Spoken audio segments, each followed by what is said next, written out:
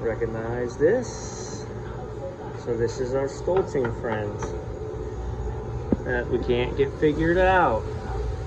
So when we last left, When we last left, she ran just fine on Friday night.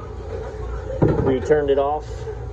We had the timer set that it would turn off, and then Saturday morning it would do its thing. Saturday morning I called to ask what had happened, and they said that the top popped off.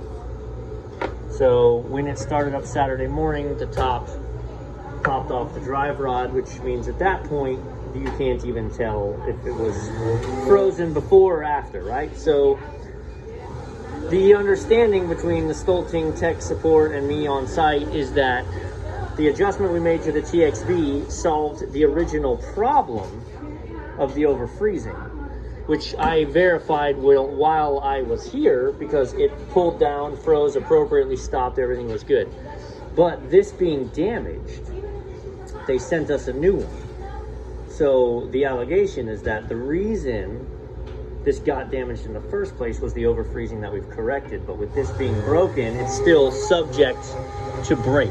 So I am here today for the third time at the behest of Stoelting to make sure this is put together correctly. And then we're turning it on, and it should work according to them. And truly, I mean, again, running this through its mechanicals, everything mechanically seems sound about this. So I'm gonna go step by step and show a checklist of putting it together properly, right? So we've still got some in there.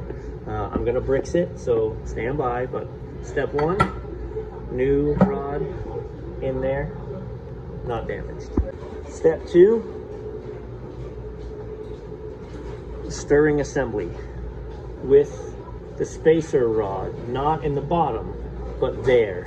Because look at what the master technician I was talking to sent me. I'll post it right here.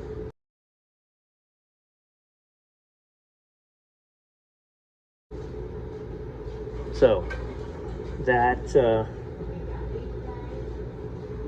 needs to be here. We have lock divider plate. There's a here that says spout. We're gonna spin this to the front. All right. So on the spout side, this says spout, and drop this down, and then give it a turn. All right. Just make sure this is locked in nice and tight, not coming up, and this is seated all the way down. All right. Our lock ring goes in with the squeeze to the back and then pushes all the way down. At this point, we can spin the outer shaft freely. We're going to line them up. They sent us a brand new cap, so we're going to drop that on. It now no longer spins freely. It has to spin with the motor. As I put that in there, I'm actually pulling the handle, and I'm going to dump it back in the top to purge the air out of the bottom and help it get out the top. While I'm here working on this, I noticed this is empty, and I asked, why is this empty? And they said, because this fell off and went down the drain, and the part's on back order. Is that right? Can't get one of these. I'm gonna put that on stirring only. Prove I can't stop it manually, that's correct. She's together well. I'm gonna let that stir, although I just dumped them, turned in the top. I'm gonna let that churn up the mix for a few minutes, and I'm gonna pull my bricks then.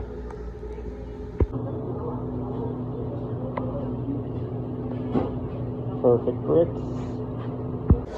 And with that, I'm going to turn it to freeze, put the top on, and let it run.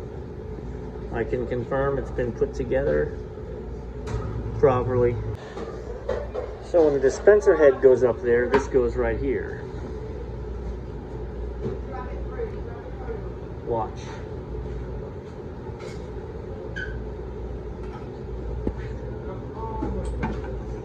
this hits that,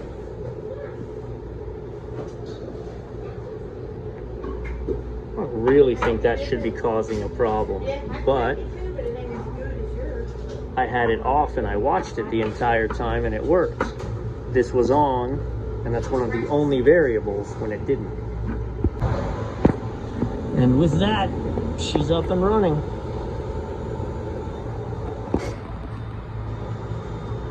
See you in 45 minutes. 40 minutes, 40 minutes. We've got some floaters. Starting, still spinning. All right, unit is off, satisfied.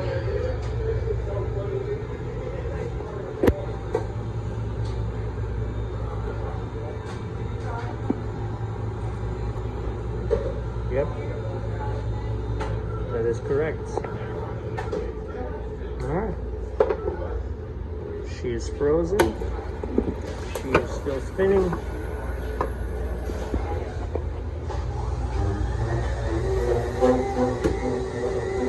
Mayhap this is the end. You never know.